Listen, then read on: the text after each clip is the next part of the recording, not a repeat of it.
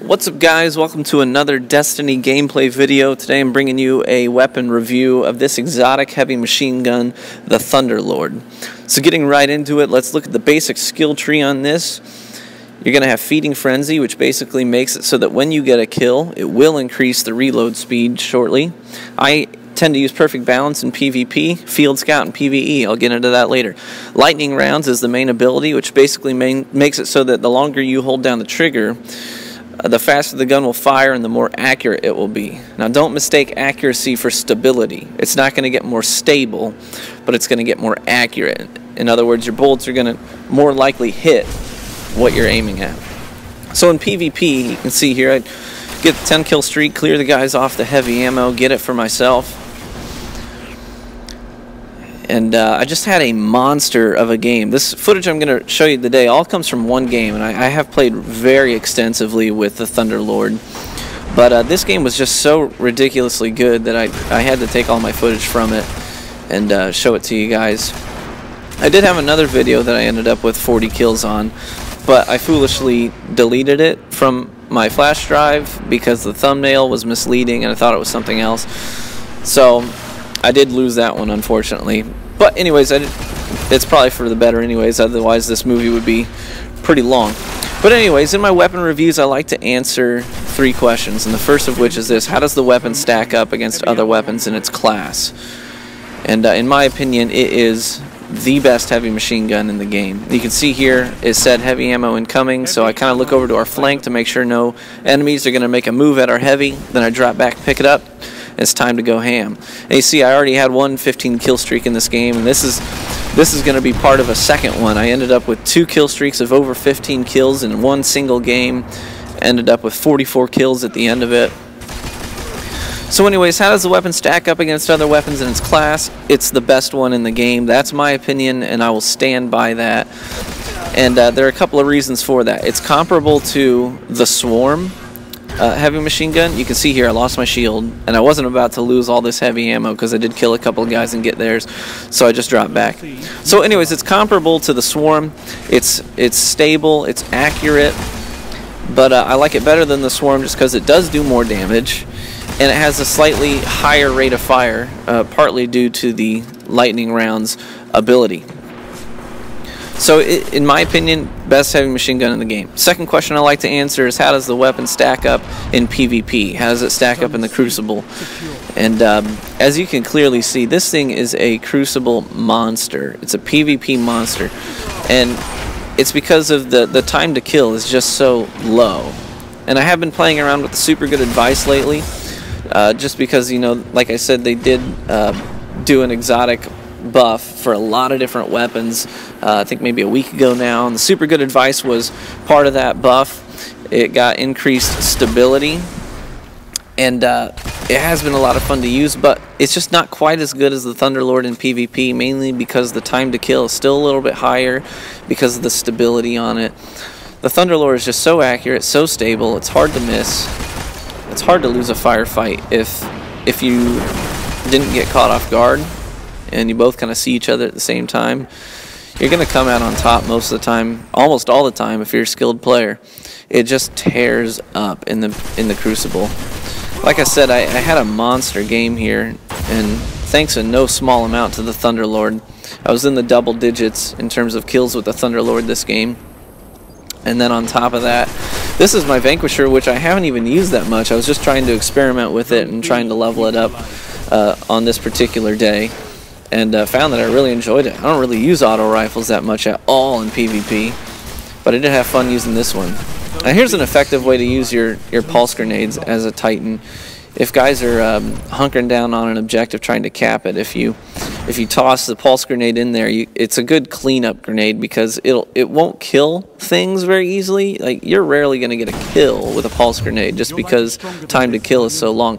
But if you throw it in there initially, it'll drop the shields, and then you can just kind of do some sweeping headshots and kill anyone that's there and mop them up like I just did. So anyways, this is a 44 kill game without using a single shotgun, without using a single fusion rifle. And for the first part of this game, which is where this particular footage is, like you see, I just got the throwdown bounty. I wasn't even trying to be particularly competitive. I was just trying to get my my melee kills in, and then things just took off from there. So part of me wishes I didn't even worry about that bounty, because I was just going around trying to punch guys for the first few minutes of this game. I could have maybe ended up with 50 kills in this match had I been focused the entire time. And had several kill streaks in here. This is part of a quick 5 kill streak within just a few seconds. And here, I can't tell if this is 1 or 2 enemies, but I super anyways. It was one-on-one super, and a lot of guys hate it when you do that. Frankly, I don't care. If you got your super, use it how you want to use it. I wasn't particularly hurting for kills in this match anyways, and it helped me stay alive to go on another kill streak. As you can see here, 44 kills, 5.5 kill to death ratio, thanks in no small amount to the Thunderlord. And the game before that, I ended up with 28 kills and 10 deaths. I'd come into that game maybe 25% of the way through. So the last question I like to answer when reviewing these weapons is, how does the weapon stack up in PvE? Now, as you're about to see, these are level 30 enemies. Yes, level 30, not 28.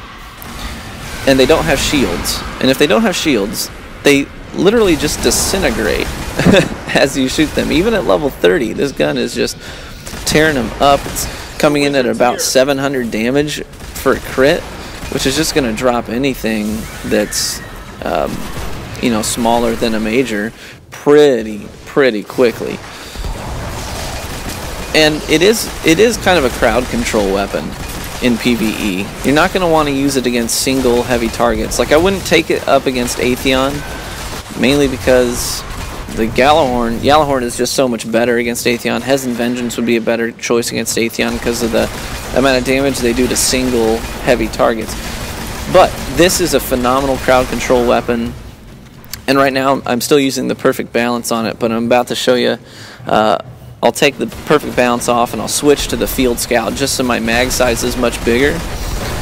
And then I'll show you the lightning rounds, because you don't really get the full effect with a smaller magazine. But when you switch to the larger magazine size with Field Scout, you get to see these lightning rounds a little bit more prominently.